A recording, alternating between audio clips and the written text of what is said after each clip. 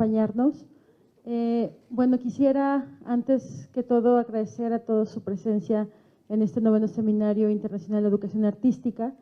Es para nosotros un gran honor contar con la presencia de todos ustedes y desde luego con nuestra conferencista magistral, abordando un tema que es de gran trascendencia para todos quienes trabajamos en el sector de las artes y la cultura y que de alguna manera, bueno, ella ya lo va a explicar más profundamente, la pertinencia de la perspectiva ciudadana desde la cual Liliana López Borbón, que es nuestra conferencista magistral, nos plantea justamente la gestión cultural de manera particular. Quisiera no ahondar mucho en la presentación por cuestión de tiempo y quisiera más bien ceder el micrófono a Liliana, sabiendo que y con plena seguridad de que todo esto que ella nos va a hablar en esta tarde será de gran trascendencia para nosotros, nos permitirá adquirir una nueva perspectiva justo en la labor que desempeñamos todos. Muchísimas gracias.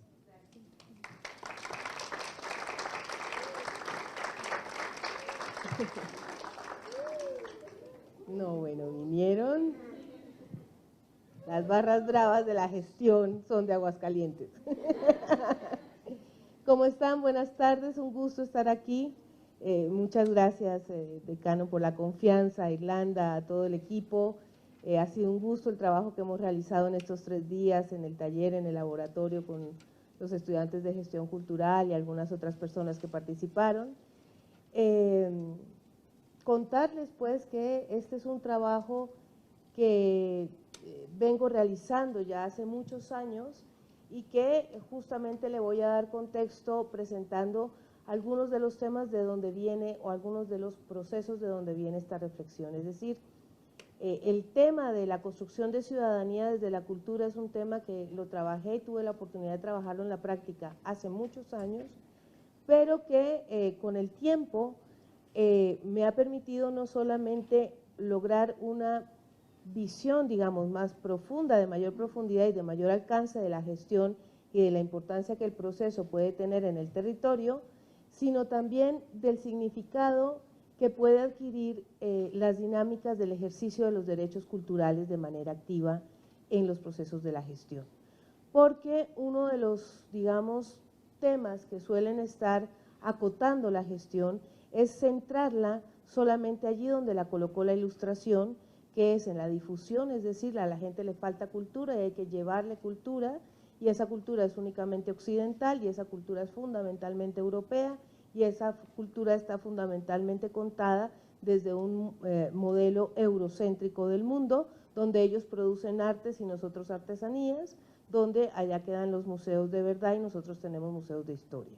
Entonces, un poco como ir trasladando, digamos, las preocupaciones y además de esa preocupación, de trasladar esas preocupaciones, pues atender un poco el desarrollo de la ciencia, de la antropología, la misma sociología, donde no puede ser cierto que todos tengamos cultura, pero resulta que hay unos más cultos que otros.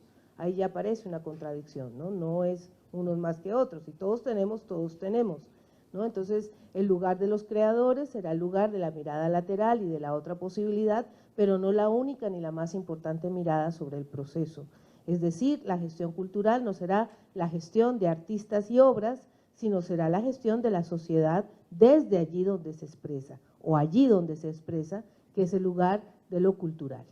Entonces, fíjense que, haciendo un breve resumen y de los procesos desde donde viene esta reflexión, parte fundamentalmente de los primeros procesos en los que participé. Yo tuve la oportunidad de trabajar en el programa de Cultura Ciudadana Antanas Mocus y trabajar con esta idea de los mimos en las calles. Estaba recién egresada de comunicación, tenía como 22 años y era un mundo así como muy nuevo, pero era cómo logramos que la cultura ciudadana sea el centro de la construcción de la sociedad, que las personas lleguen a acuerdos mínimos sin necesidad de tramitar el conflicto en una sociedad en guerra. ¿Cómo logramos que respeten las normas sin tener que repetirles la norma? Que respeten los derechos de los unos y los otros y las libertades de los otros, sin que sean las discusiones de un país que empieza la guerra fundamentalmente en los años 20 y que en los 30 se recrudece y en los 40 Colombia está sumergida en una de las guerras, en uno de los tiempos más difíciles, se llamó la violencia además, ¿no? La época de la violencia en Colombia. Este proyecto tenía distintos procesos, pero se centró fundamentalmente en dos temas: cómo logramos que las personas usen adecuadamente la ciudad, cómo logramos que la disfruten adecuadamente y participen de la vida común de otra forma, ¿no? De una manera participativa y de una manera fundamentalmente pacífica. De ese proyecto va a surgir años más adelante, bajo la alcaldía, no recuerdo su alcalde, pero sí el director de Cultura Ciudadana, que es Jorge Melguizo. Cuando Jorge Melguizo dirige la Secretaría de Cultura Ciudadana, que se crea en Medellín, crea 9 bibliotecas de alto impacto, 9 bibliotecas ciudadanas en las zonas más pobres de Medellín. Medellín en ese momento tenía un índice de asesinato de 350 por 100.000, era una de las ciudades con el más alto del mundo, y se trataba de lograr que la biblioteca, que más que ser una biblioteca, era un centro cultural, lograra varias cosas. Fíjense, estaban diseñadas para que las personas caminaran por ahí. Eso significaba que los chavos, cuando bajaban de los barrios bravos hacia la ciudad a trabajar, tuvieran que dejar las armas. Las armas no podían pasar por la biblioteca. Y además significaba atravesar por un lugar donde habían libros, donde habían computadores, donde podían platicar, donde podían escuchar cuentos, donde podían percibir otro mundo del que no eran partícipes. Y un mundo que no era fundamentalmente agresivo, sino un mundo inclusivo. Y un mundo inclusivo desde la dinámica cultural. Este proceso fue muy interesante, sigue arrojando muy buenos resultados. Medellín es una de las ciudades más interesantes en procesos culturales de los que se tenga memoria. Y luego va a venir una propuesta muy interesante de quien fuera, que no encontré una buena foto, no sé por qué, hoy no la encontré, la tenía, la perdí. Gilberto Gil fue el primer ministro de Cultura del Brasil. Cuando Gilberto Gil llega a hacer su discurso como ministro, dice: lo que hay que hacer en el territorio es acupuntura. Tenemos que encontrar esos lugares donde yo toco y el territorio se transforma.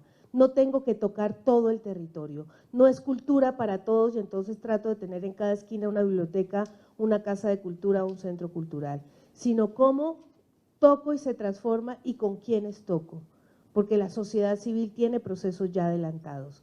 ¿Cómo los incluyo?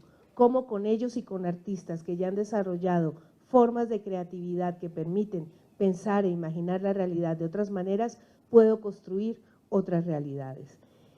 Esos puntos de cultura dieron lugar a esos puntos de cultura hoy en día son una política cultural del Mercosur, es muy interesante esa política cultural, se desarrolla en Uruguay, se desarrolla en Argentina, se desarrolla en Paraguay, y a raíz de eso se crea uno de los proyectos de colectivos independientes más grandes de los que hubiera tenido memoria en la década pasada América Latina, que se llamó Fora de Eixo. Fora eran productores, todavía existe, pero está un poco mermado, eran productores de música, músicos que empiezan a hacer intercambios en las zonas donde no hay conciertos. Producían muchísima música y no tenían cómo participar.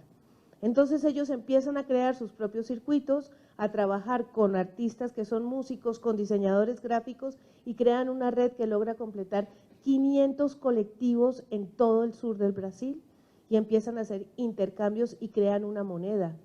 Y existe el sello Fora do Eixo. Y si tú eras un artista Fora do Eixo, podías ir a comer con chefs que hacían comida Fora do Eixo y podías tener posibilidades de dormir en las casas de los otros colectivos, y se convirtió más bien en una comunidad, en una gran comunidad de intercambio y de posibilidad de transformación cultural desde lo independiente. Es un ejemplo grandísimo, y este proceso es el papá de lo que hoy en día se conoce como la red de cultura comunitaria, ¿no? Viva, Cultura Viva y todos los procesos de cultura comunitaria que tienen su encuentro nacional este año. El líder, el coordinador, digamos, comunitario más visible es Rafael Paredes, que es de Guadalajara, es un muchacho de unos 27 años, de Zapopan realmente, y acaba de conseguir recursos de la UNESCO para hacer el encuentro de Cultura Viva, que son puntos de cultura como los que propone Gilberto Gil, parecidos a Fuera de Eje, pero son colectivos independientes culturales, normalmente formados por jóvenes que están haciendo arte, procesos de permacultura y procesos relacionados con la dinámica cultural territorial. Por otro lado, pues está los faros, que tuve la oportunidad de dirigir y construir la red de faros. Un poco el Faro de Oriente, que es el emblemático, pues era un basurero, se limpia y se arregla el espacio. En el año 1998 se empiezan los trabajos, en el 2000 se abren 25.000 metros habilitados para la cultura, la nave mayor con más de 3.700 metros, hoy en día son casi 10.800 metros habilitados para la cultura, instalados para la producción en las artes. La idea de que la gente no necesita el centro cultural como un espacio de terapia ocupacional, sino que puede ser productor artístico. De hecho, hay un principio básico en los faros, les contaba ahora a quienes estuvieron en el taller conmigo, que el principio dice, si yo entro a un faro soy artista, punto. No profesional, pero soy artista. Entonces no hay diferencias entre los que están adentro, porque se parte del principio de que todos tenemos capacidades y habilidades expresivas, que unos se dedicarán a ello y que tendrán, por lo tanto, una creatividad, una forma de mirada lateral mucho más desarrollada y otros no. Pero la capacidad y la habilidad creativa y productiva en todos. Y la idea también, esto es en El Salado, en Iztapalapa, una zona muy peligrosa, esa manta que creo que no alcanzan a leer, dice atrás, la seguridad somos todos. Y aquí un principio de las lógicas de la construcción de ciudadanía desde la cultura, que tiene que ver con que lo contrario a la inseguridad no es la seguridad, sino la convivencia. Y que construir espacios para la convivencia nos garantiza otras formas de manejar las relaciones entre el territorio, sus habitantes y las posibilidades que tienen de un mayor bienestar. Luego la red de faros crece, el Faro de Oriente ahí está desocupadito, está el Tláhuac, Indios Verdes y Milpalta, y un poco reconocer también que las habilidades expresivas pasan por la posibilidad de recuperar las técnicas que tenemos en nuestros artesanos y en nuestros cultores. Hay como una especie de qué sé yo, como de afecto especial por las técnicas europeas de producción en las artes clásicas, por supuesto. No estoy hablando del arte contemporáneo ligado directamente al mercado o el arte contemporáneo ligado a lo que llamamos arte público o arte crítico, sino estamos hablando de otras formas de producción que pasan por sistemas especializados y la importancia de recuperar la forma como los artesanos trabajan esas técnicas y cómo los jóvenes pueden reconstruir esos procesos y pueden aprender, ¿no? Por poner un ejemplo, hay un colectivo muy grande en la Huasteca Potosina que trabaja recuperando la forma como se hacían los tejidos y el manejo del color, y están creando indumentaria que se vende específicamente en Estados Unidos. La producción es colectiva, el dinero es colectivo y la inversión es colectiva. Otras formas de producción y otras formas de reconocer lo propio y de resignificarlo y de colocarlo en el presente. Por ejemplo, y me devuelvo brevemente, si ven esas cosas de 4 picos que hay ahí, de varios picos, que es morada con verde, eso es un globo de Cantoya hecho en el Faro Milpalta. Ustedes saben que los globos de Cantoya clásicos son muy cuadraditos y muy normalitos. Ellos, los muchachos, cuando estaban en el taller dicen, vamos a hacer globos de Cantoya monumentales, vamos a trabajar el viento de otra manera y vamos a lograr que se iluminen de otra manera. No pueden tener fuego porque incendian otras cosas. Y hoy en día este tipo de globos, que son comprados para grandes exhibiciones y se manejan normalmente con grandes ventiladores, cuando se van a iluminar, se iluminan con sistemas eléctricos que funcionan de otra manera. Es decir, la idea es no usar fuego, no generar daño, pero también recrear y reimaginar los espacios de significación que son propios de las comunidades.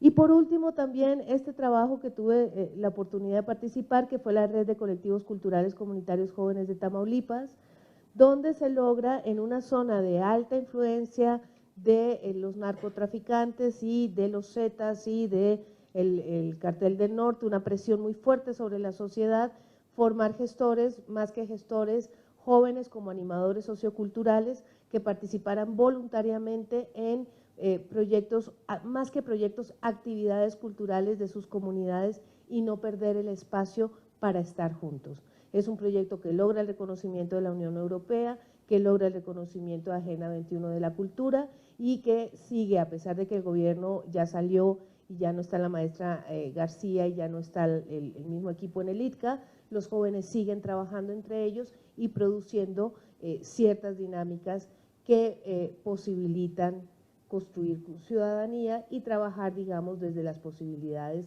del arte y la cultura. Ahora, hay una serie de temas relacionados con la ciudadanía que verdaderamente son preocupantes, un poco esta idea que está bastante bien escrita por Neo Rabioso, ¿no? Liberty qué, igual y quién, fraternicuando, ¿no? La igualdad para unos pocos, libertad para unos pocos y fraternidad entre unos pocos, y a qué nos estamos enfrentando y desde dónde nos estamos movilizando. Y sobre todo una ciudadanía que es a la que está hoy en día la idea del Estado étnico, que es del interés de un hombre como Trump, ¿no? Yo le digo el naranja del norte para no decir su nombre, que fundamentalmente quiere volver a la idea del ciudadano blanco, heterosexual, católico, protestante o monoteísta, pero no musulmán y más o menos judío lo soportarían, dueño de medios de producción y relativamente, digamos, caracterizado por la capacidad de exclusión de otras razas. ¿Y cómo logramos sobre esas ideas reconstruir una ciudadanía incluyente y una ciudadanía que pase del ejercicio de los derechos humanos, que los derechos culturales no son diferentes a los derechos humanos y nada va a estar por encima de los derechos humanos, todos somos iguales frente a la ley. La diferencia con los derechos culturales, las distintas declaratorias que hay, la de Friburgo, una reciente que hizo Ginebra, etcétera, es que el derecho cultural se ejerce en colectividad. Yo demando el derecho humano como persona natural o como persona jurídica, pero en el tema de los derechos culturales es que mi identidad solo puede ejercerse en relación con otros. Por eso se ha tenido tantos problemas en la parte judiciable de estos derechos y aunque hace poco Naciones Unidas, más bien la Corte Internacional en Ginebra, en Bruselas, perdón, acaba de imponer una pena mayor a un grupo de talibanes que hicieron destrucción del patrimonio. Es histórico, no había pasado antes, ¿no? Pero hay pocas posibilidades de defender el patrimonio cultural como tal, porque depende de colectividades. Supongan ustedes que nos vamos a defender, qué sé yo, los tejidos oaxaqueños, ¿y cómo los vamos a registrar? ¿Somos personas jurídicas o naturales? No, somos colectividades, no podemos. Entonces todavía queda mucho camino que hacer, pero saber que ahí los tenemos y tenemos también la posibilidad de pensar en este tema que es fundamental en la defensa de los derechos y en el trabajo sobre los derechos colectivos, los derechos culturales, que tiene que ver con la ciudadanía activa. No es solamente que yo sea sujeto de derecho, sino la importancia que tiene el ejercicio de mi derecho, o de nuestros derechos a la identidad, de nuestros derechos a nuestra memoria, de nuestros derechos al pasado, ¿no? Entonces, espérense, tomo agua.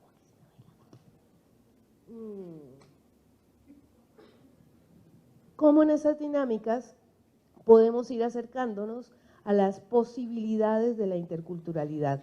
El mayor problema de las políticas culturales, tanto de los sectores más conservadores como UNESCO, como de los más liberales o los interesados en otro tipo de dinámicas como el PNUD o la Agenda 21 para la Cultura, que es más territorial y local, tiene que ver con la interculturalidad. ¿Cómo logramos que se respeten entre diferentes y no necesariamente entre diferentes porque uno es chino y el otro es japonés, que es lo que nos parece que es diferente? Pero diferentes, todos sabemos que un rico no le gusta mucho comer al lado de un pobre y que le huelen un poquito feo los indígenas y que le caen gordos, ¿no? Y que que va a saber de cultura y porque entró al museo, ¿no? Entonces, guácala, ¿no?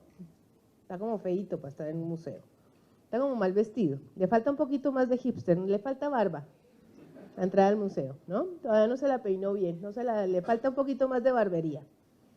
Entonces, aquí la idea del diálogo intercultural como la piedra de toque de las posibilidades de la gestión cultural en su aporte a los derechos, al ejercicio de los derechos humanos y a las posibilidades de los derechos culturales. Ahora, hay muchas dinámicas y muchas preocupaciones con respecto a la ciudadanía. En general, la preocupación aquí es cómo logramos consolidar o generar espacios donde la expresividad nos permita estar juntos, no sin diferencias, pero sí sin conflicto, ¿no? La necesidad de no silenciar al otro por mis creencias, sino de estructurar diferencias en el espacio cultural.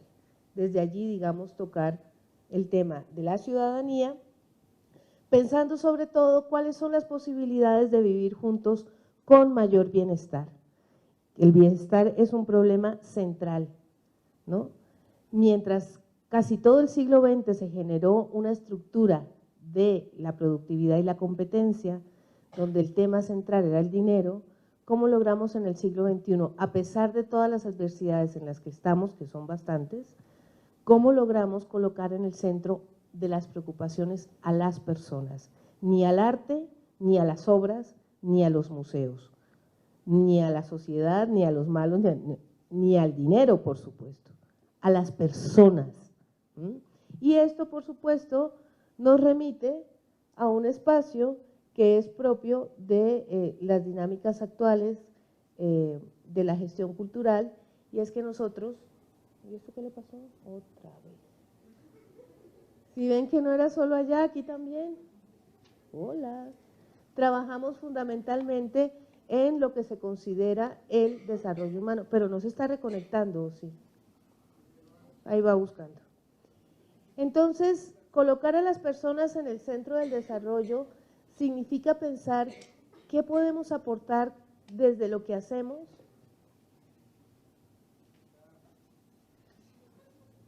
Que ninguno, nadie, todos miramos y no sabemos qué hacer. ¿Qué, me salgo y vuelvo a entrar o qué?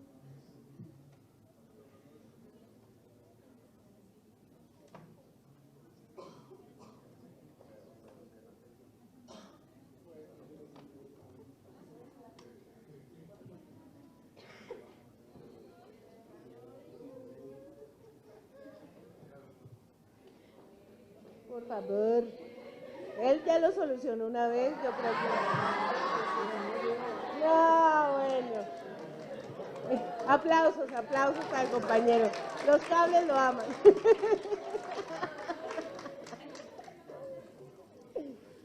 Entonces, fíjense que aquí el tema del desarrollo humano es cómo logramos poner no solamente las medidas que Naciones Unidas ha colocado en el centro.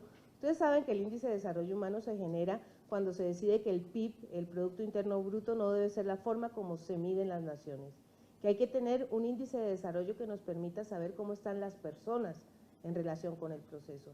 Pero aun cuando se saca el indicador deja por fuera las otras cosas que pasan, es decir, pone mortalidad, esperanza de vida, mortalidad y educación, nivel educativo. Eso no es suficiente para medir si la gente tiene una vida satisfactoria, una vida que quiera vivir. Muchas de las encuestas y de los trabajos que se hacen en desarrollo humano apuntan al tema de preguntarle a la gente, ¿y usted sí quiere vivir la vida que tiene? O sea, ¿realmente creemos que un barrendero que pasa 8 horas barriendo una calle sin sentido de un lado para otro, que el otro día va a estar otra vez llena de polvo y de lo mismo, quiere hacer eso 5 días a la semana, 6 días a la semana? ¿Cuántos años? ¿Qué es esto? El desgaste de los cuerpos, pasan cosas terribles en los sistemas de desarrollo que hemos montado. Entonces también la preocupación por el desarrollo potencial y ciertas potencialidades que tenemos, perdón, no son visibles en los sistemas educativos que tenemos formalizados. Muchos de los procesos que tenemos en los sistemas educativos no formales de las artes y de las posibilidades de la creatividad permiten a las personas conectarse con otras habilidades que tienen, que son habilidades para la vida.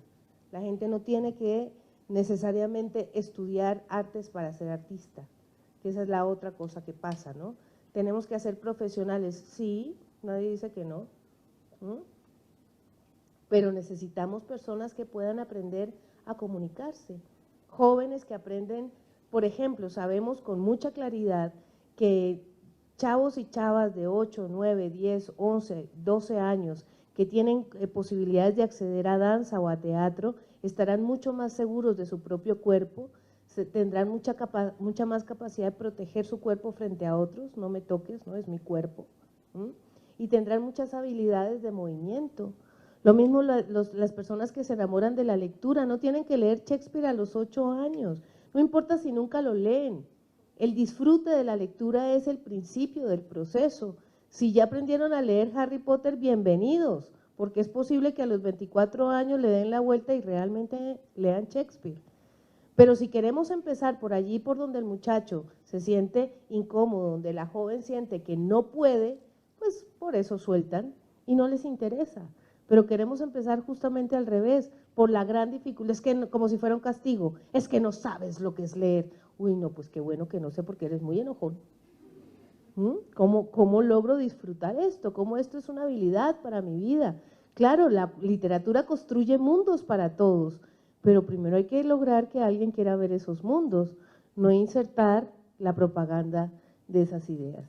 Y el tema de cómo vamos aumentando las propias posibilidades y cómo lograr tener la libertad para vivir la vida que valoran o una vida que valoran, es como el eje del tema del desarrollo humano. Ahora, cuando se formula la libertad cultural, que la formula Maite Acene en el informe de desarrollo de 2004, lo que va a decir es que la libertad cultural va a ser el centro de el desarrollo humano y que para vivir una vida plena toda persona puede o debería poder elegir quién quiere ser.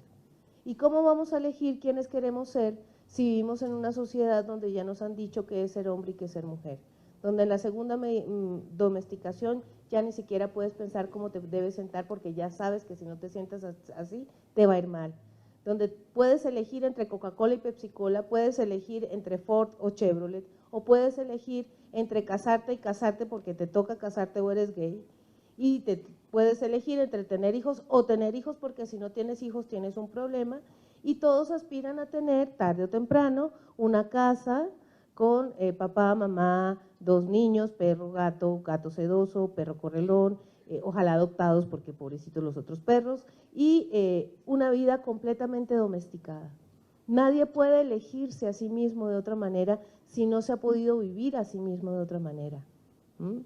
Y digamos las dinámicas del arte y la cultura, las dinámicas como las del juego, son políticas en el sentido también que te permiten ensayarte de otras formas, vivirte de otras formas. Entonces la libertad cultural pasa por la idea de elegir quién quiero ser, en qué dioses quiero creer, en cómo voy a honrar mi legado étnico. Nos han enseñado que solo honras el legado que te permiten, es decir, se supone que todos somos blancos, católicos y bueno, venimos de Roma, pues, ¿no?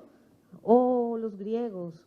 Y entonces, ¿qué pasa con los otros legados étnicos? Y sobre todo, ¿cómo vamos eligiendo un modo de vida en un mundo que se le ha roto el futuro? El futuro del capitalismo está completamente roto. Nuestros jóvenes el sueño americano no lo van a poder realizar.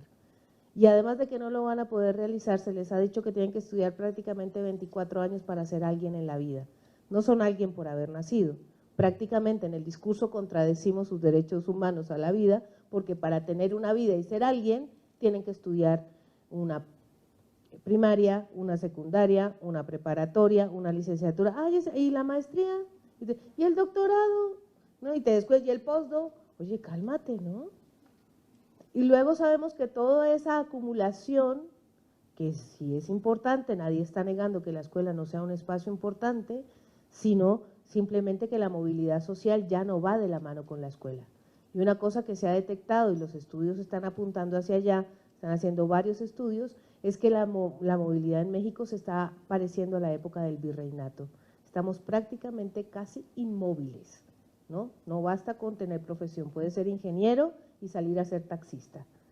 Es decir, por ahí no se está moviendo la sociedad. Entonces hay que revisar cómo están esos mecanismos para construir otras formas de vida. Por otro lado, y lo mencionaba en el taller y es un tema importante, hay un cambio de paradigmas, hay un cambio que viene desde el 68 con la construcción del joven como actor político y con otras formas de pensar y revisar el ejercicio de lo político, el lugar que ocupa el arte, el lugar que ocupa el museo. Claro, el museo había sido roto desde Duchamp, desde adentro. Duchamp lo estalla, pero eso no es suficiente para que no siga siendo el lugar de la verdad. Incluso la caja blanca del Museo de Arte Moderno sigue siendo una caja blanca que se cree la fundadora y la que detenta la verdad. Y eso genera muchos problemas porque realmente allí no ocurre la verdad, allí ocurre la verdad para una serie de sujetos que creen que tienen la verdad de la estética, ¿no? Pero allí realmente ocurre esa parte de la verdad, pero ese no es lo fuerte, digamos, ni lo denso de la sociedad. Por eso es tan difícil cuando uno le dice a alguien, yo trabajo en arte, lo primero que va a pensar, va a decir, ya debo ser como un idiota, o sea, este es artista y yo no. Esa es la primera. Y la segunda, después de eso, después de que la gente termina autodiscriminándose frente a alguien que trabaja en el circuito artístico, la siguiente que pasa es no tengo nada que decir. Las personas no entran a los museos porque no se sienten cómodas. Además de que el Museo de Arte Contemporáneo ha sido hecho para la secesión, para la separación. A la gente que le encanta el arte contemporáneo espera siempre que vaya poco público y se enojan cuando Kapur llena un museo. ¿Cómo que van a venir 300.000? ¿Acaso siquiera entienden quién es Anish Kapoor? Eso no, eso es para nosotros, ¿no?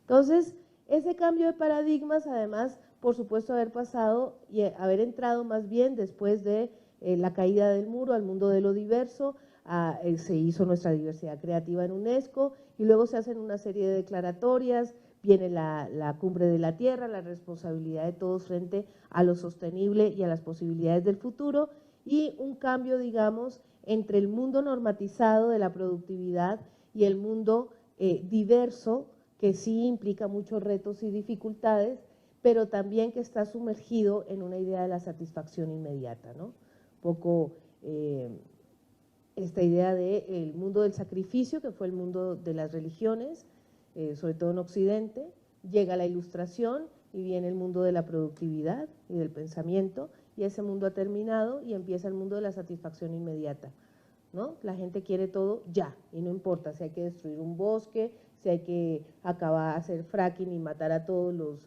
huicholes que viven en esta zona, eso es lo de menos, queremos minas, no importa, ¿no? Queremos que todo ocurra ya. Eso es parte de un proceso que hay que empezar a revisar cada vez más fuerte y que hace parte de las responsabilidades culturales, de las posibilidades que tenemos de estar juntos. Miren, ahí está más grande nuestro globo gigante de Cantoya, nuestro globo monumental.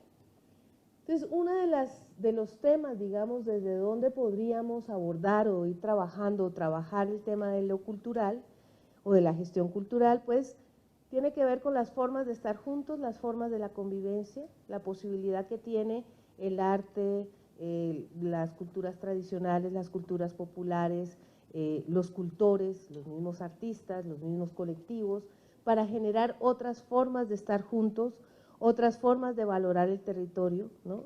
Fíjense que hay un desprecio sistemático, no sé cómo está en Aguascalientes, pero la gente siempre cree que las mejores ciudades quedan en otro lado, que todo lo bueno pasa en Estados Unidos o pasa en Europa y que si es ciudades, que París sí es una ciudad, ¿no? Y que aquí no, y si no es Shanghái, y si no es Nueva York, y si no, todo queda en otro lado, ¿no? Y si es política cultural, no, es que siempre es mejor Argentina, no, es que los franceses sí saben de eso, ¿no?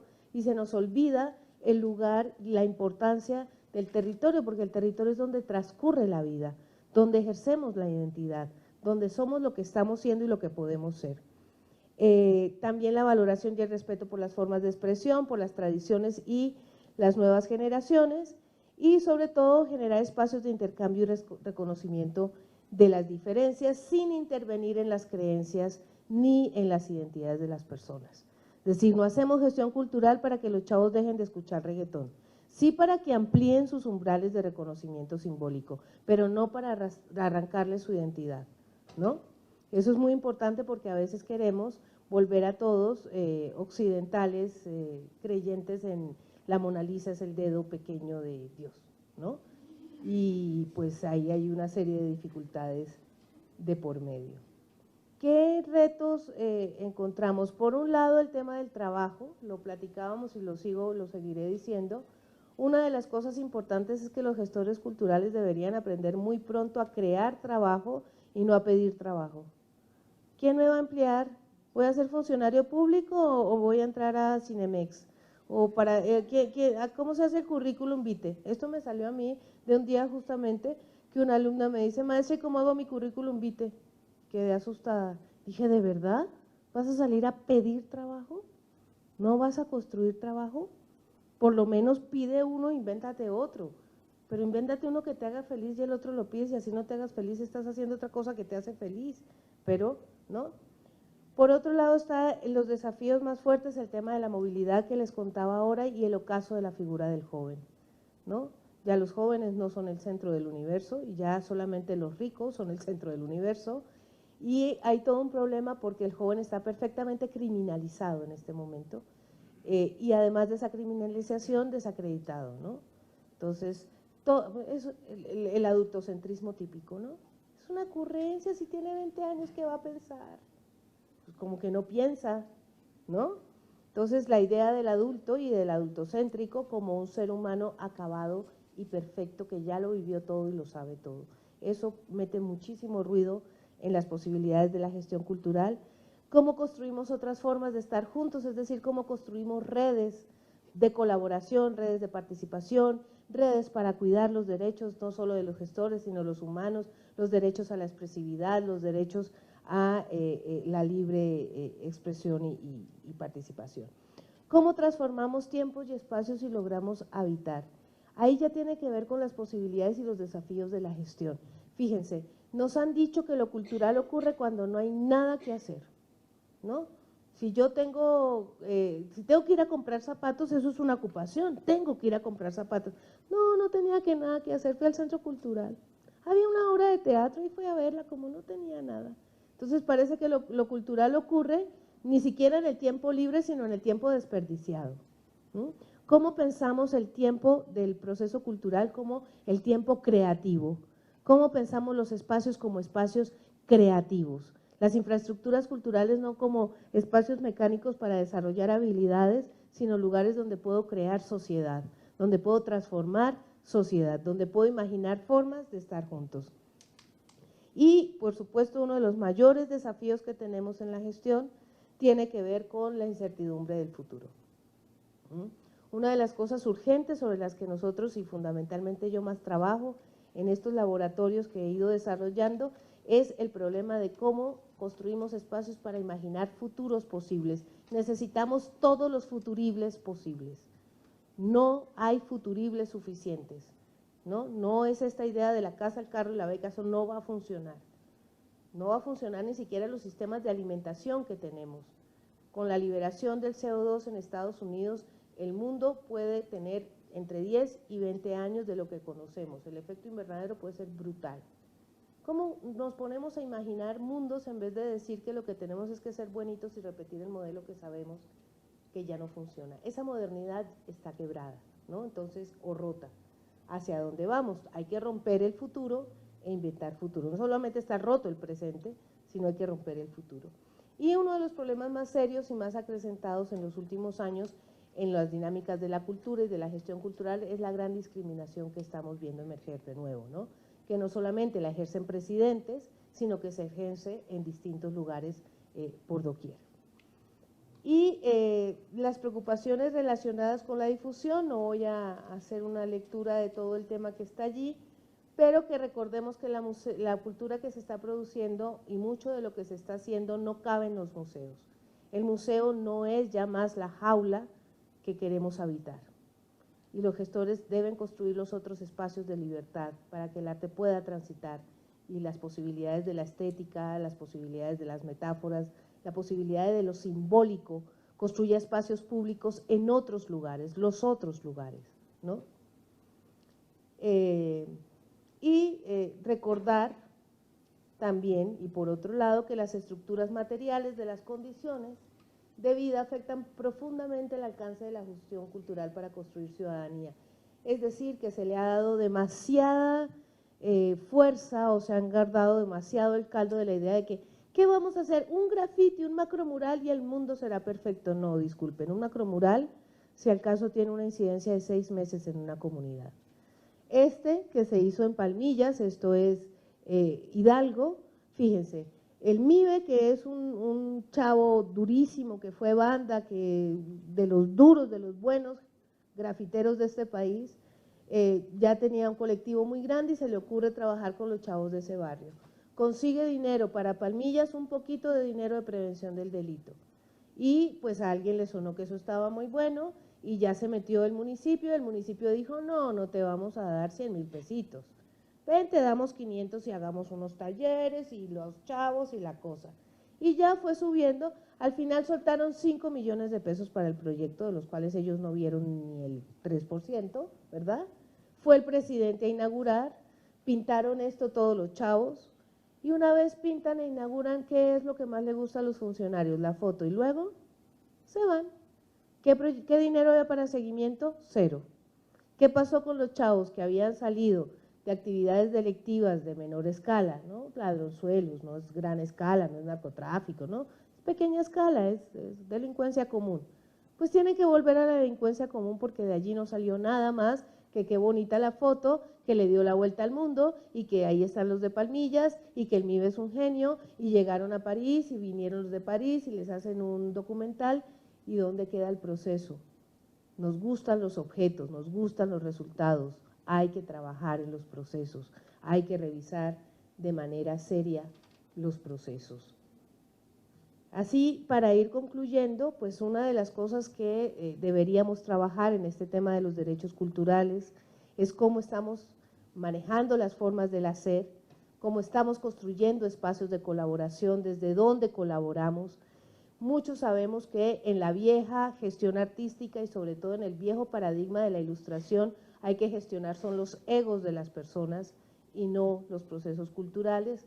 Entonces, buena parte de los retos pasa por cómo logramos verdaderamente meternos en las formas del hacer, qué alcance tienen los proyectos. No podemos decir realmente que disminuya la delincuencia común en una zona porque he puesto un centro cultural o porque he hecho una intervención cultural. Ahí me parece que se nos van las ambiciones a los gestores culturales para captar recursos de prevención del delito.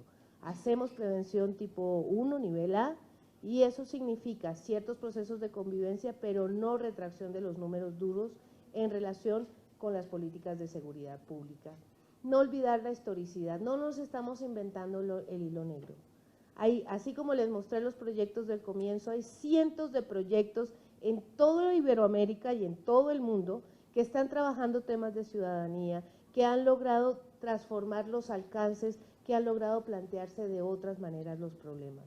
Aquí el tema es cómo yo construyo mi propia red de relaciones, mi propia red de preocupaciones y de conocimiento. Sin conocimiento y sin información no hay creatividad. Y sin creatividad y construcción de conocimiento no hay innovación. La creatividad no es una ocurrencia, no me siento a ver qué se me ocurrió. Ay, es que es tan creativo y se le ocurrió, pongamos un urinal en un museo, eso no lo sabe nadie. En el 2017, ¿no? Hay que tener la suficiente información para movernos. Y la preocupación central de esta construcción de ciudadanía es cómo producimos nosotros momentos en que verdaderamente podamos sentirnos parte de algo y por lo tanto solidarios con ello y por lo tanto protectores de derechos y por lo tanto ciudadanos comprometidos y con corresponsabilidad. Es decir, en vez de estar mirando qué tan rotos están nuestros muros, dónde están nuestros legos para irlos completando. El diálogo intercultural, que es fundamentalmente los principios básicos de cómo se gestiona la pertenencia o nosotros del que acabo de hablar, cómo generamos espacios para la participación y sobre todo para la autonomía. Fíjense que a mí hay una palabra que detesto que traducimos del inglés muy horrible y que le decimos el empoderamiento. ¿Y qué hago con el empoderamiento? Soy muy poderosa. ¿Y qué? No, hay que ejercer el poder. Y eso tiene una palabra en español que es preciosa, es autonomía. ¿Cómo construimos desde la gestión espacios para el diálogo intercultural que produzcan autonomía? Ejercicio de mi propio poder, de mi propia reflexión, de mi ser con otros y estar con otros en relación con los derechos. Y 4 temas que yo he ido detectando en el trabajo que he venido realizando en este tiempo: cómo liberamos la jaula del cuerpo, el cuerpo enjaulado por el género, el cuerpo enjaulado por la calle, el cuerpo enjaulado por la sexualidad, la mujer pedazo de carne, el hombre barrigón o cabezón, ¿no? Cómo vamos liberando a partir de todos los procesos artísticos el cuerpo de las personas, ¿no? Los talleres artísticos no son espacios donde la gente va a ver cómo se le quita la tontera que trae, ¿no? Sino son espacios de libertad, cómo generamos esos espacios del propio cuerpo, cómo generamos apropiaciones diversas del territorio y empezamos a imaginar el territorio de otra manera y nos lo apropiamos de otra manera para producir más territorio, más formas de ser y estar allí. Cómo generamos y construimos red y cómo producimos imaginación e imaginarios. Nadie puede imaginarse un futuro si ni siquiera ha sentado a revisar cuál es la idea del tiempo, por ejemplo. ¿Qué pasa con el tiempo? ¿Me atraviesa el tiempo? ¿Soy el tiempo me miden por el tiempo? ¿No? No queremos pensar, bueno, a los gestores sí nos toca, ahí sí no hay nada que hacer, ¿no? ¿Qué vamos a hacer con esos procesos? Y entonces la propuesta de que los temas centrales de la gestión pues son el cuerpo, el territorio, la red y la imaginación, que ahí quedó como imaginarios, pero realmente es la imaginación, y cómo la gestión puede ser un proceso de transformación de la sociedad, donde se construyen espacios plurales y participativos para el diálogo, buscando fundamentalmente varias cosas: comunicar las culturas, no difundir eventos, no somos difusores de calendarios que hacen otros, no somos hacedores de volantes que repartimos en las esquinas, ni locutores que leemos la programación de entidades públicas y privadas. No somos colgadores de cuadros, ni repartidores de vinos y cafecitos. ¿Cómo logramos comunicar culturas? ¿Cómo logramos generar prácticas y generar circuitos culturales de producción, de creación, de apropiación y de reconocimiento que sean inéditos en la sociedad? Un poco lo que tú me contabas que Lika está buscando. ¿Cómo logramos entrar en miradas laterales? Desde la visión ciudadana no existen los genios y no hay unos seres humanos que son iluminados por los dioses y viven en el panteón del arte, y otros intermediarios que son los pinches gestores y otros babosos que están aprendiendo de qué es el arte y que necesitan ser educados. Desde esta perspectiva, todos somos iguales y hay unos que tienen mirada lateral, y eso es lo que le pedimos a los artistas, su mirada lateral, no su mirada soberbia por encima de su hombro. Y cómo entonces construimos espacios para la emergencia de la creatividad, ¿no? Que podamos juntos explotar y explorar esos sentidos, ampliar los umbrales del reconocimiento simbólico, y me refiero con esto no solamente a que los pobres, los muchachos pobres que no tienen lana y solo escuchan banda, no, yo conozco muchos pobres muchachos ricos que solo escuchan Beyoncé. Como ampliamos los umbrales del reconocimiento simbólico para que puedan moverse entre la mayor cantidad de continentes y posibilidades de las dinámicas expresivas, y cómo los gestores podemos ser no solo constructores de ciudadanía, sino bisagras entre los tiempos cambiantes. Recordar que la memoria es de plastilina, que el pasado no existe y no es cierto, que la verdad no existe, que el presente está lleno de incertidumbres y que tenemos que imaginar algunos futuros posibles.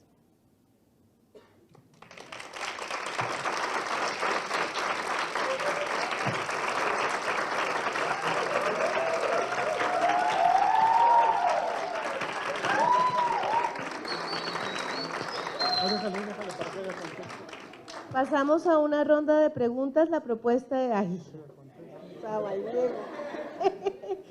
Hagamos una ronda de unas 4 o 5 preguntas, que sería lo ideal.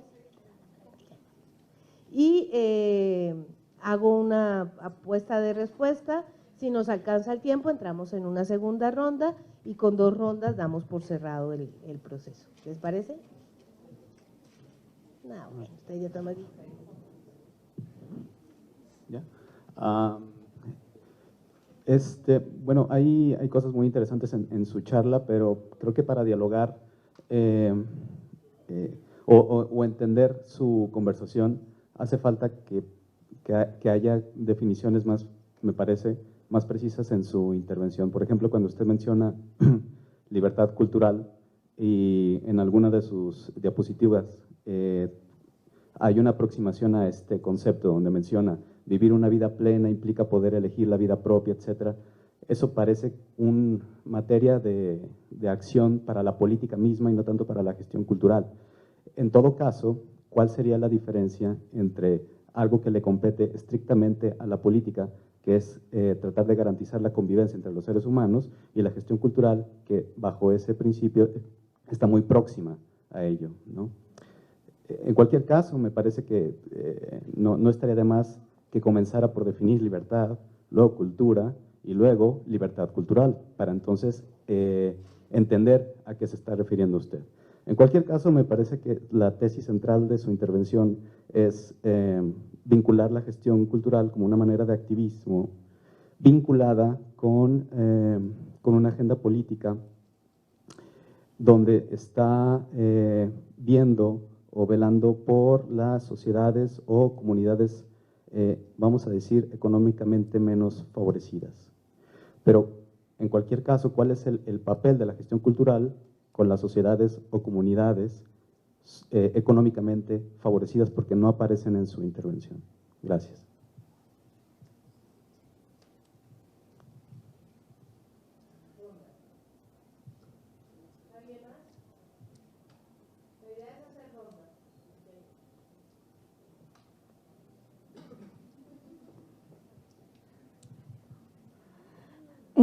También tengo algunas preguntas, inquietudes respecto a la intervención que nos planteas. Creo que se puede hacer un diálogo bastante interesante. Mi pregunta es también respecto a una problemática que creo que aparece de cierta forma entre líneas, y es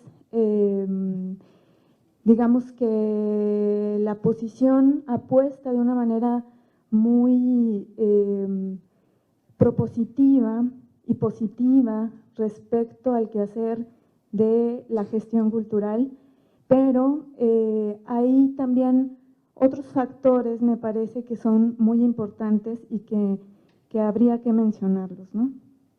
Lo que estoy diciendo es la industria cultural, por ejemplo. Tú hablaste de segundas domesticaciones y lo dijiste de una manera muy rápida, ¿no? Me gustaría que ampliaras esta idea de esta segunda domesticación de la industria cultural en concreto, y de cómo en nuestro país, con todas estas propuestas que tú estás planteando a partir de tu charla, esta imposibilidad incluso de los proyectos que existen, como los tú los estás mencionando muy positivamente, no existen de manera radical, digamos, no son visibles, no forman comunidad, porque precisamente si hay algo muy fuerte en nuestro país es una industria cultural muy hecha para que esa finalidad de la vida sea precisamente casarse, ¿no? O sea, hay una, por ejemplo, no vamos a negar que hay 60 años de telenovelas que dicen el mismo discurso, que todos los días hay una propaganda para que se ejerza, digamos, una idea de familia natural, o cuestiones que me parecen muy importantes, que tienen que ver con problemas de género, que, o sea, en general me parece que hay esa otra parte de la que no hablamos en nuestro país, que es un problema biopolítico, que es un problema de industria cultural, que es un problema de domesticación de la sensibilidad, que es, pues sí, muy radical, y que efectivamente no es solamente para una parte de la sociedad, ¿no? Es generalizado, es muy difícil, y que también pega a lo simbólico, ¿no? En el sentido en que finalmente los mitos nacionales han generado símbolos que se trasladan y que penetran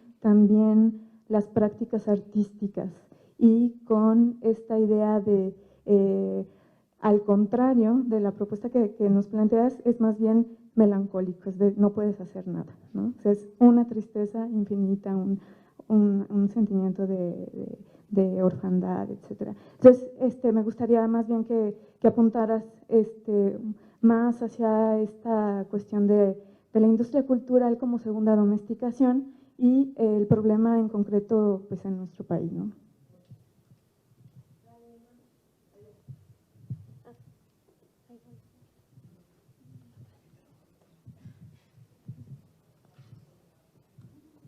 Bueno, hay dos cosas que me llamaron muchísimo la atención. Una sobre el adultocentrismo. Y entonces, si los jóvenes en este tiempo son una parte de la sociedad que está criminalizada y que está pues siendo oprimida, ¿cómo hacemos que de pronto la gestión o el gestor cultural no se vuelva tampoco un agente adultocentrista, ¿no? Que en su labor de gestar lo que sea, no sea adultocentrista, ¿no? Y la otra es sobre el empoderamiento. Entiendo yo el empoderamiento como un proceso para llegar justamente a la autonomía. Entonces, si no hay empoderamiento para poder ser autónomo, ¿cuál es el proceso para poder lograr la autonomía que mencionan? Y eso es todo.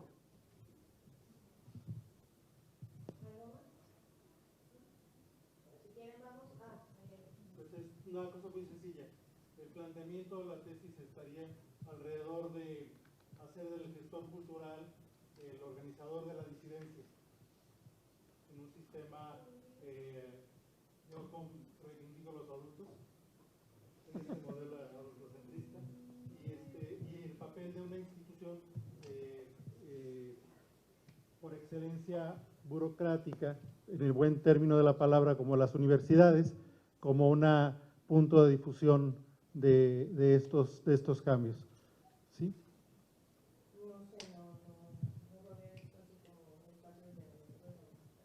Pero déjeme lo pienso mientras voy platicando.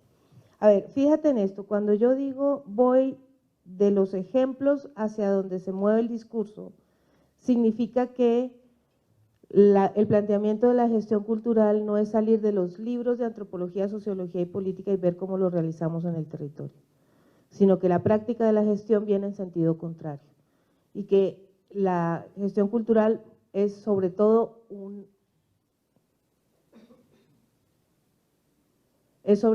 una praxis, un proceso reflexivo, reflexión, acción, acción participativa si quieres, participativa no porque vamos a trabajar para pobres y todo lo que es comunidad es lo que está por debajo de la clase media, ¿no? Sino en general. Y cuando yo estaba armando esta reflexión, que la estaba armando por primera vez para mi tesis de maestría, justamente en busca de la política, que es el texto de Bauman, que es un texto donde empieza a buscar dónde está la agencia, empiezo a localizar dónde pueden estar las posibilidades de estas dinámicas de pensar la gestión cultural y este tipo de proyectos culturales desde otras perspectivas, ¿no? Digamos, desde ahí empiezo a ordenar, por supuesto, entonces viene desde un ordenamiento del discurso político, pero acto seguido y a partir de ese proceso viene todo el tema Foucaultiano, que ya no necesariamente estamos parados en una sociología, digamos, claro, este es Bauman antes de lo líquido, no Bauman líquido. Eso es importante en mi caso. Y va a aparecer de por medio todo el discurso de la economía solidaria que plantea Amartya Sen, que es quien crea el concepto de libertad cultural. Y por supuesto la posibilidad entonces, si somos gestores, ¿cómo logramos no volvernos los teóricos de la cultura otra vez? De esos hay muchos, pues es que tenemos que estar en campo. Y en campo puede ser construyendo un emprendimiento cultural para hacer videoarte y generar otras formas de mirar el territorio con unos locos que se están imaginando el espacio público de otras maneras y nosotros participando en esos procesos, hasta justamente cómo hacemos lo burocrático tradicional y en esos espacios vamos generando democratización y ciertas aperturas, otras miradas. Entonces, es posible que el recorrido académico que tú me propones hubiera sido interesante si yo no viniera de la práctica de la gestión, pero el recorrido que yo he hecho viene de mi experiencia hacia la universidad y eso es importante y por eso siempre trato de mostrar el lugar desde el que vengo. Y por supuesto que considero que el trabajo en gestión cultural es un trabajo político, no necesariamente, no sé si la palabra disidencia hoy en día nos dé las pistas que necesitamos, creo que se le queda corta para mucho del trabajo que tenemos que hacer, pero, y tampoco estoy segura que sea una especie de activismo, es más una especie de construcción de otras formas de generar vida, de generar sociedad, de generar procesos, buscar otras formas, ¿no?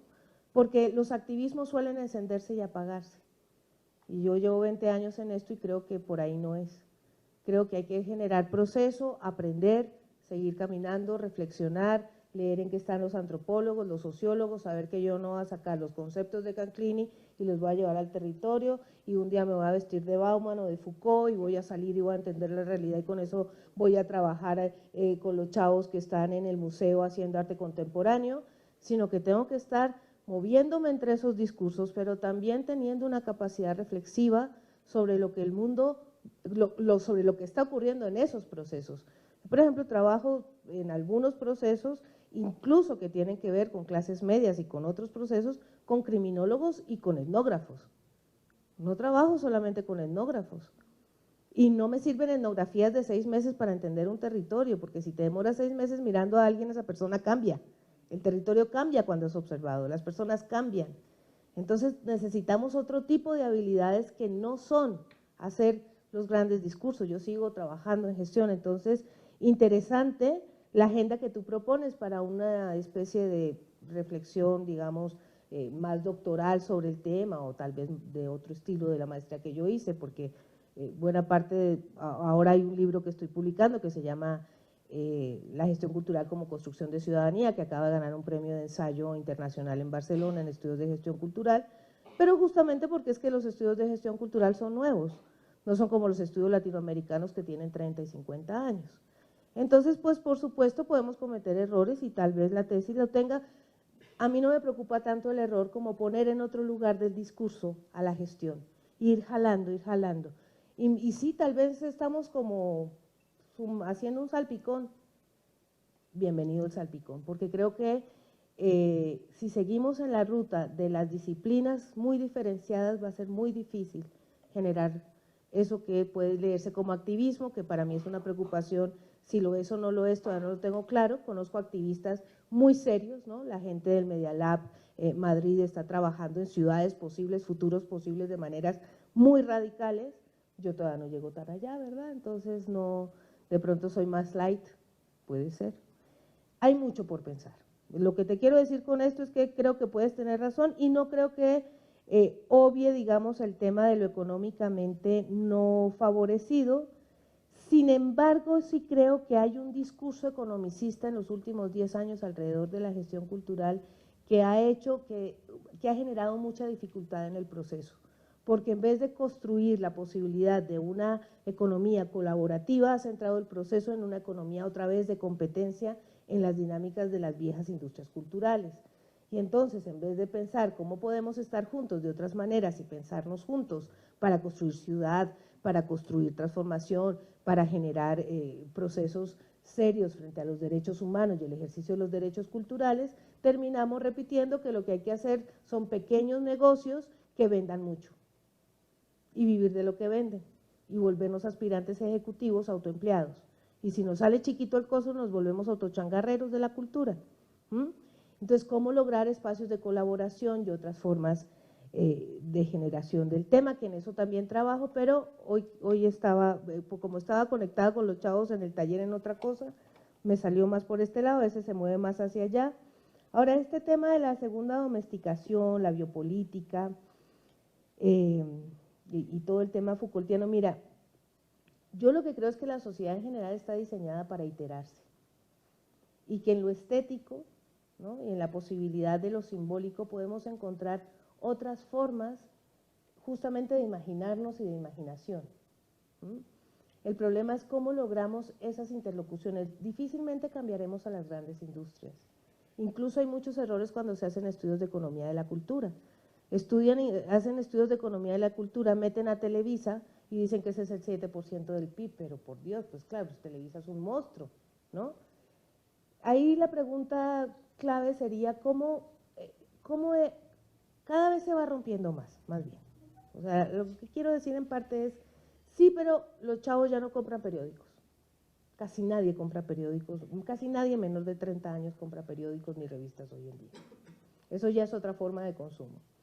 Tú entras a Netflix y seleccionas. Cada vez el consumo es más por selección que por obligación, ¿no?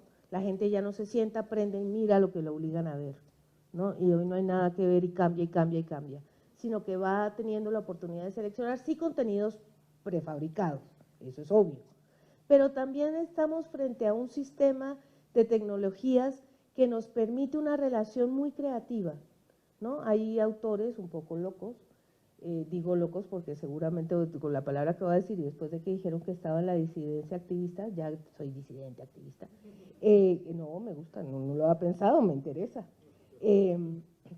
Este tema de los precipitadores.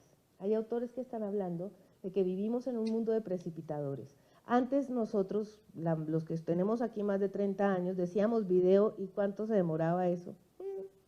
Uno decía video mientras conseguía la cámara, el préstamo, hacía el guión, los planos, hacía el storyboard, ¿no? Hoy los chavos prenden esta cosa, en la tarde la tienen en YouTube y si les quedó mal la borran y hacen otra. Entonces, la posibilidad de ser productores, de ser emisores, se ha roto la autoridad de la enunciación, que eso es una cosa que trabaja muy seriamente, y sobre el tema del adultocentrismo, tal vez la autora más importante del tema en México va a ser Rosana Reguillo, que es especialista en jóvenes del ITESO de Guadalajara, ¿no? Entonces, ¿cómo se rompe la autoridad de la enunciación con las tecnologías de la información y la comunicación? Y cómo, por ejemplo, las universidades tendrían que plantearse el uso intensivo de nuestros jóvenes como productores en estos medios y como grandes circuladores en estos medios, que crean nuevos circuitos y generan nuevos impactos, incluso nuevas economías a partir de estos procesos, ¿no? Entonces, ahí hay claves. Ahora, la segunda domesticación parece que es de largo plazo y si lleva 60 años vamos a ver cómo la desestructuramos, ¿no? Llevamos deconstruyendo bastante tiempo y falta muchísimo, porque le pega a todo, le pega a los cuerpos, le pega a la idea de enfermedad, le pega a la idea de salud, le pega, o sea, toca toda la estructura del cuerpo, de lo que piensas, de lo que debes comer, de lo que no, de lo que debes llevar, de qué te debes proteger, todo, ¿no? Construye los miedos, agranda los miedos, se inventa monstruos, alimenta a los monstruos, ¿no?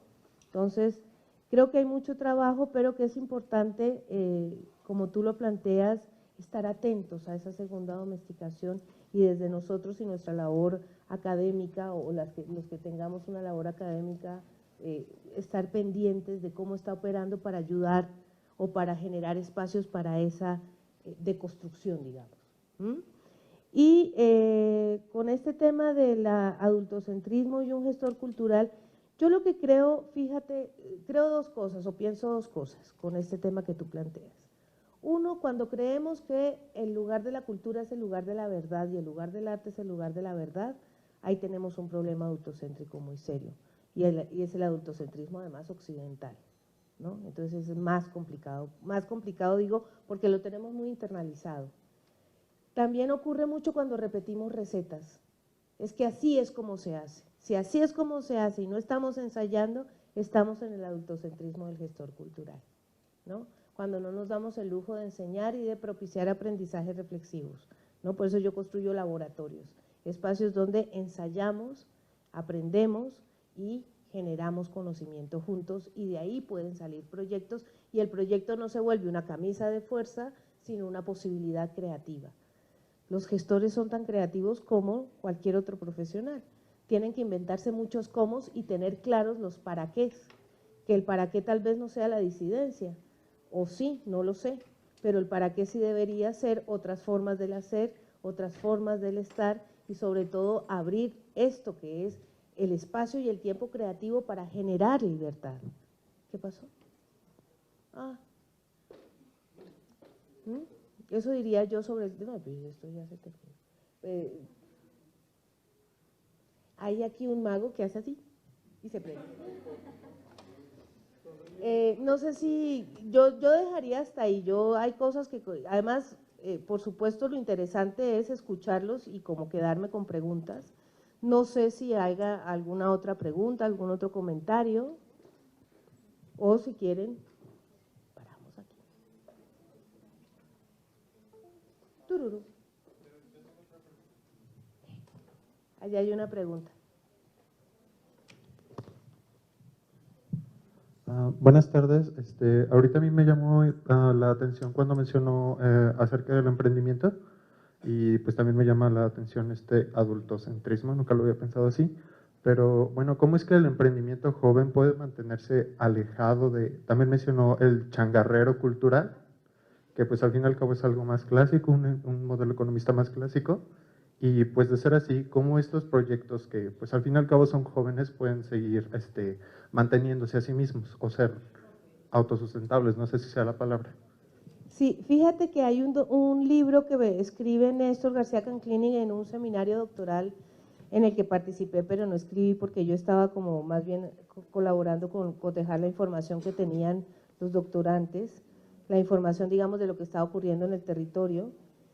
Y él habla sobre los trendsetters, ¿no?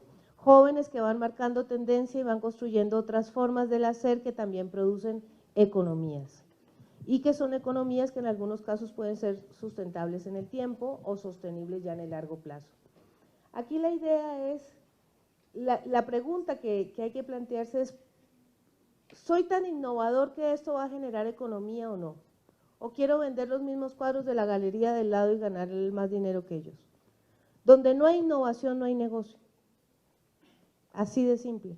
Y para tener innovación hay que tener información, acumular información, generar creatividad con esa información, construir conocimiento de esa información para producir innovación.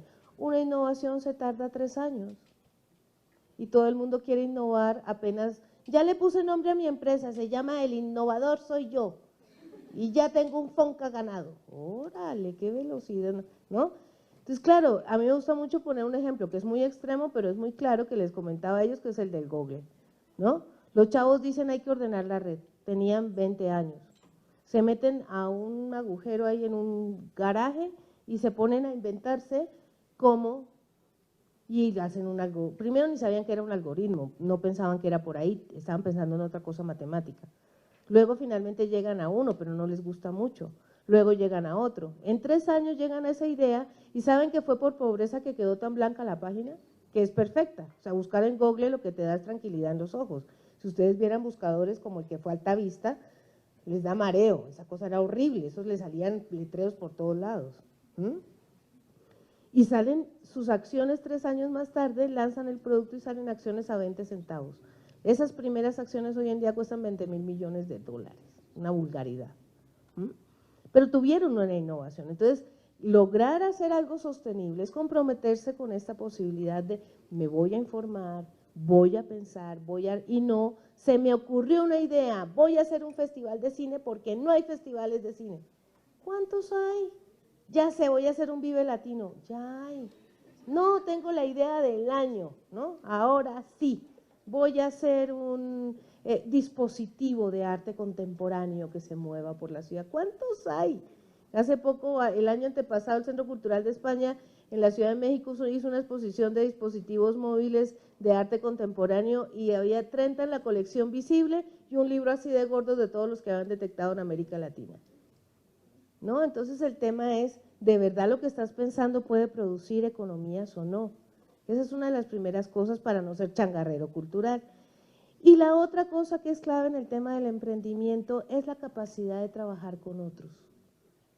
Nos han enseñado que hay que generar competencia, aquí es cómo generamos colaboración, cómo hacemos alianzas para poder generar emprendimientos que tengan sentido social. Los colectivos que mejor funcionan hoy en día, colectivos culturales, son los colectivos que generan diálogos y generan posibilidades y conexiones con otros, en distintos temas, puede ser la permacultura, puede ser el diseño gráfico, distintas posibilidades. Ok, ¿listos? Muy bien, muchas gracias.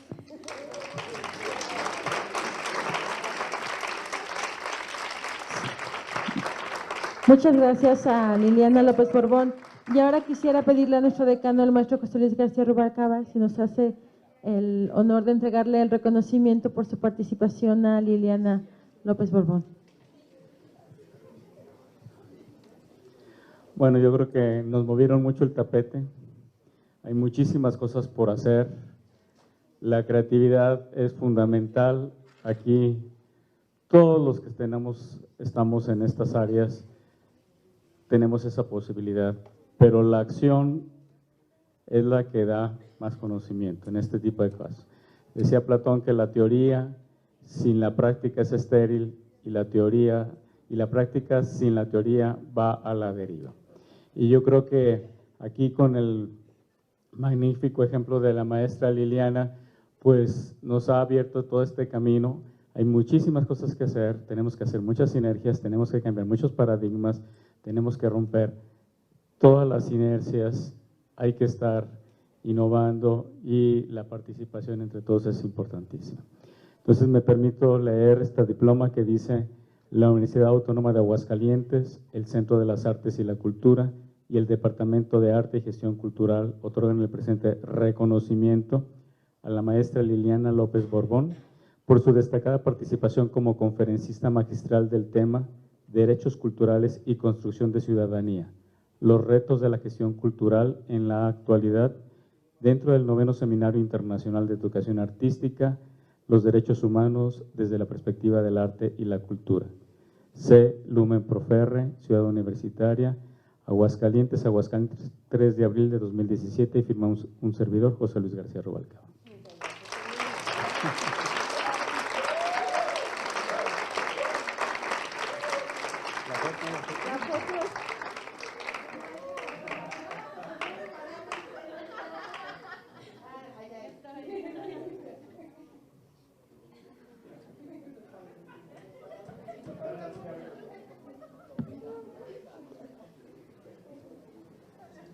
Bueno, pues tenemos un brindis.